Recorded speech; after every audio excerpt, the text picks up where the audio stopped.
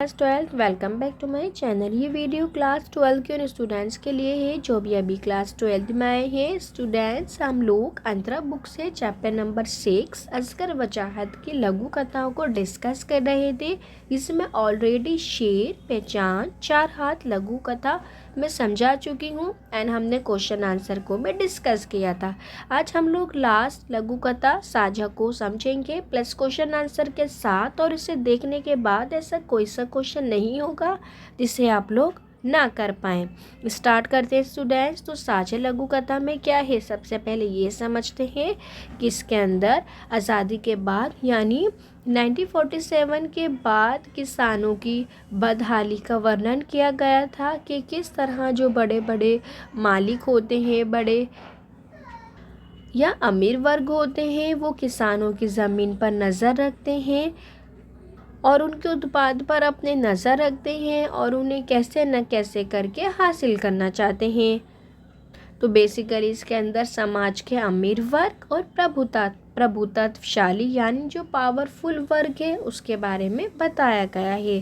Start करते हैं students. साझा में आज़ादी के बाद किसानों के बदहाली का वर्णन किया है कि किस तरह किसानों की ज़मीन पर प्रभुत्वशाली जो पावरफुल वर्ग है उनकी नज़र होती है, अमीर वर्ग की नज़र होती है, पूंजीपतियों व गांव के प्रभुत्वशाली वर्ग की नज़र जो है स्टूडेंट्स वो किसानों की ज़मीन और उनके उत्पाद पर है।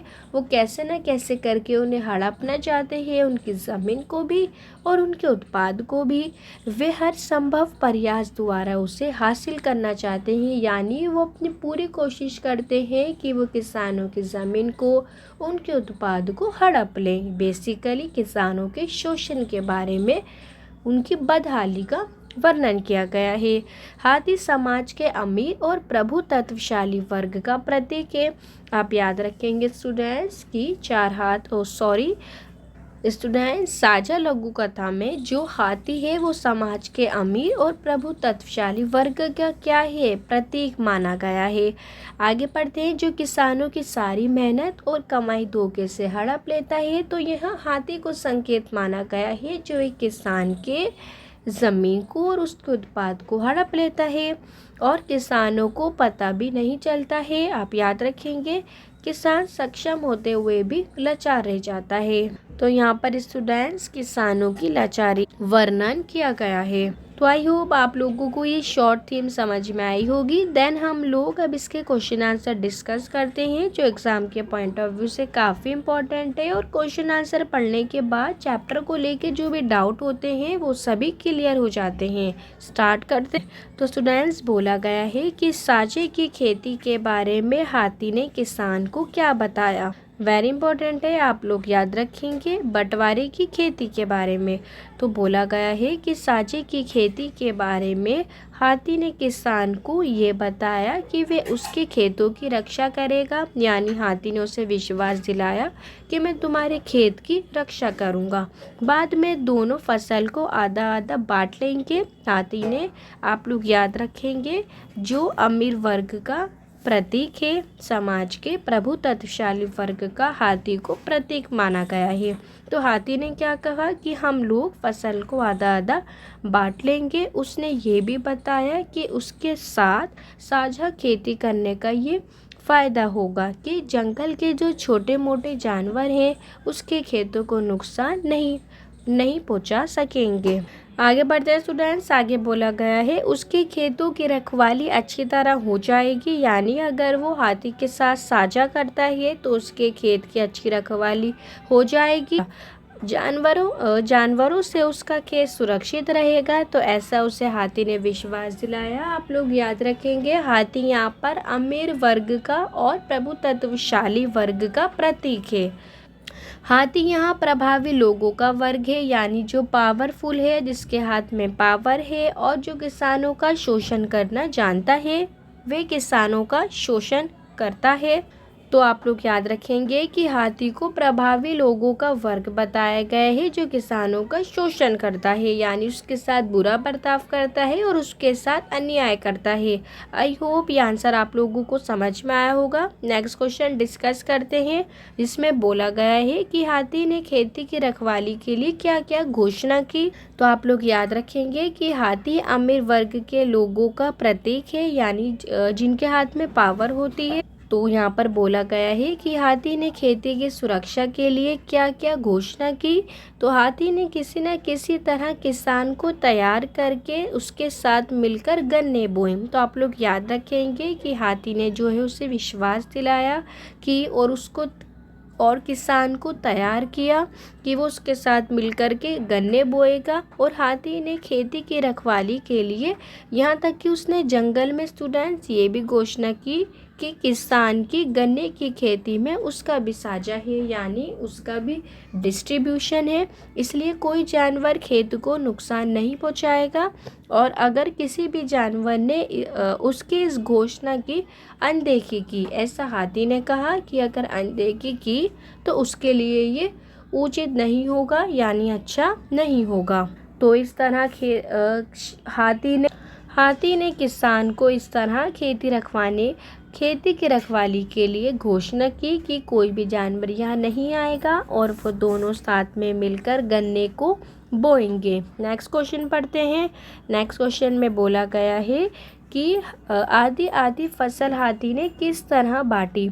वेरी वेरी इंपॉर्टेंट है, आप लोग इसे इम्पॉर्टेंट टिक करेंगे। तो बेसिकली हाथी ने क्या करा, हाथी ने किसान को कहा कि हम इसे मिलकर खाएंगे, यानी साझे का अर्थ ये है कि वे फसल को आधा आधा बांट लें। क्योंकि साझे का मतलब क्या होता है, आधा आधा बांट लेना। तो साझे का अर्थ है कि दोनों एक गन्ने को मिलकर खाएंगे, आपस में शेयर करके खाएंगे। लेकिन किसान ने विवश होकर हाथी के साथ गन्ना आराम किया।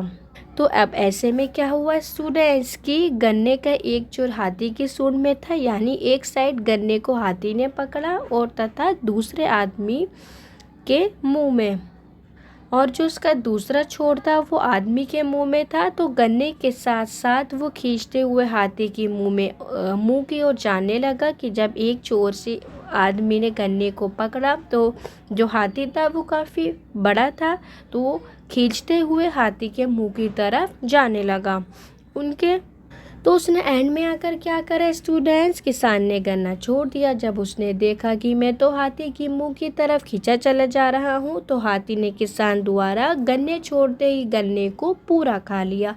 तो इस तरह यहाँ पर क्या हुआ, किसान का शोषण हुआ। जिस तरह अमीर वर्ग और प्रभुत्वशाली वर्ग स्टूडेंट्स समाज के गरीब वर्ग का शोषण करते हैं। आई होप ये आप लोगों को समझ में आया होगा स्टूडेंट्स। ये जो क्वेश्चन मैं आप लोगों के साथ डिस्कस कर रही हूँ वो सभी आप लोगों के एग्ज़ाम के पॉइंट ऑफ व्यू से काफ़ी इम्पोर्टेंट क्वेश्चन आंसर्स हैं। तो स्टूडेंट्स यहाँ से लघु कथा साझा के क्वेश्चन आंसर कंप्लीट होते हैं। देन इसके बाद ये काफ़ी इम्पोर्टेंट क्वेश्चन है जिसमें बोला गया है कहानी और लघु कथा में अंतर जानिए। स्टार्ट करते हैं। कहानी और लघु कथा में अंतर इस प्रकार है, आप याद रखेंगे कि कहानी के अंदर क्या होता है, शुरुआत में या बीच में क्या होता है, बेसिकली उसका एक एंड होता है कि हमें पता चलता है ये स्टार्टिंग है, ये इसका मध्य पार्ट है और ये इसका एंड पार्ट है। तो जबकि लघु कथा में क्या होता है, ऐसा कुछ नहीं होता, ना एंड ना स्टार्टिंग, नो, ये सब नहीं होता है। कहानी में कथा का गठन पात्रों का चरित्र चित्रण होता है। आप याद रखेंगे कि कहानी में हमें कैरेक्टर्स दे रखे होते हैं कि ये राजा है, ये रानी है या ये है। जबकि लघु कथा में क्या होता है, ऐसा नहीं होता है। कहानी का आगाज लघु कथा से बड़ा होता है। आप याद रखेंगे स्टूडेंट्स, एक कहानी लंबी होती है कंपेयर देन लघु कथा। लघु कथा संक्षिप्त होती है जबकि कहानी लघु कथा की तुलना में बहुत बड़ी होती है। लघु कथा स्टूडेंट्स लंबी नहीं होती है, शॉर्ट होती है। कहानी के समान लघु कथा में यथार्थ घटनाओं की बंदिश नहीं होती है, यानी उसमें यथार्थ के अतिरिक्त कल्पना की उन्मुक्त उड़ान के द्वारा कथ्य की अभिव्यक्ति की जाती है।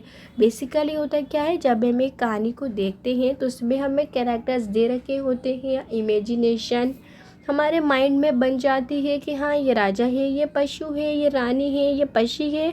तो काल्पनिक पात्र यानी इमेजिनेशन कैरेक्टर्स और ये काल्पनिक आधारों पर आधारित रचना भी संभव है। यानी ये सिर्फ एक इमेजिनेशन पर आधारित क्या होती है, घटनाएं होती हैं, काल्पनिक पात्र होते हैं, कैरेक्टर्स होते हैं। जबकि स्टूडेंट्स क्या होता है कि लघु कथा में ऐसा कुछ भी नहीं होता। आई होप आप लोगों को क्वेश्चन समझ में आया होगा कि कहानी और लघु कथा में क्या अंतर है स्टूडेंट्स। तो यहाँ से साझा लघु कथा होती है कंप्लीट। Thanks for watching.